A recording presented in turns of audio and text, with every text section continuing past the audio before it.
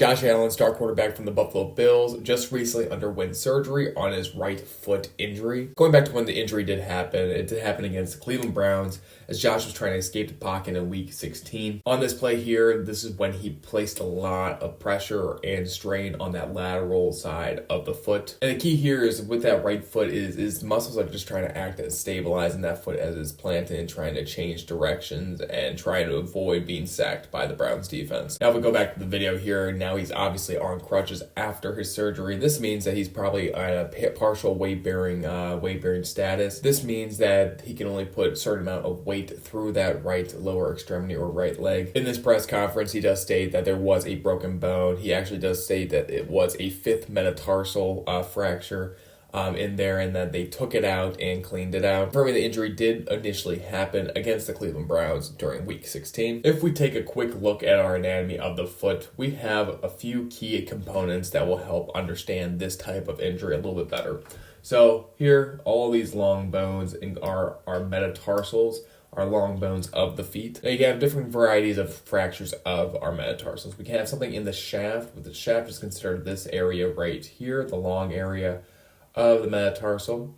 You can have a Jones fracture, which is considered closer to where it's more proximal than the shaft and it's closer to where the fourth and fifth are close by or connected. And then finally, you can have a fracture at that base, or potentially called a avulsion fracture, which is, I believe, what Josh Allen did sustain against the Cleveland Browns and had surgery to restore. Now, an avulsion fracture of the base of the fifth metatarsal includes a muscle that helps take a part of that bone and tears it away from the remaining part of the bone. That is what an avulsion fracture is. Typically, these are caused by tendons that are acting to help stabilize or contracting, and there's just too much force contracting to where the bone just tears and breaks away. Muscle that would be involved for an avulsion fracture of the fifth metatarsal would be this one right here. This being the peroneus brevis, seen right here, coming more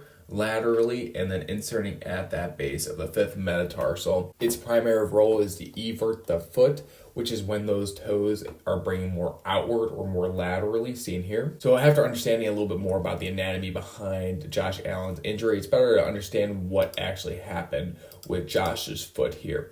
So as you see here, we have that right foot planted on the ground and it's trying to stabilize all the muscles surrounding the joints and anatomical structures are just trying to help stabilize and keep it from moving in certain directions that it should not be. One of the most important muscles during this time is that peroneus brevis. It is trying to prevent that ankle joint to go more into inversion, bringing those toes more inward. Instead, that's why it is contracting more eccentrically to more promote that eversion of that ankle joint. And with the amount of change of direction that Josh Allen is putting his right lower extremity through in this position, that puts a lot of stress through that muscle, and that muscle is pulling more and more, where eventually it does tear a part of that fifth metatarsal bone. So with Josh Allen and his recovery, he already underwent his surgery, which was great. It was successful. As Josh Allen described it, they took a little piece of the bone that was damaged and removed it and kind of cleaned out that area. We already talked about how he's already on crutches and showing that he is in partial weight bearing through that right lower extremity. Typically, the recovery timeline is between that 3 to 4 months. So this puts Josh right back in time for the off-season workload that he'll start probably around April. Thank you so much for watching this video. I hope you learned a little bit about Josh Allen's foot injury, the anatomy behind it, and potentially the recovery for how he will get back to playing in the NFL. Let me know if you have any questions down below, and thank you so much for watching.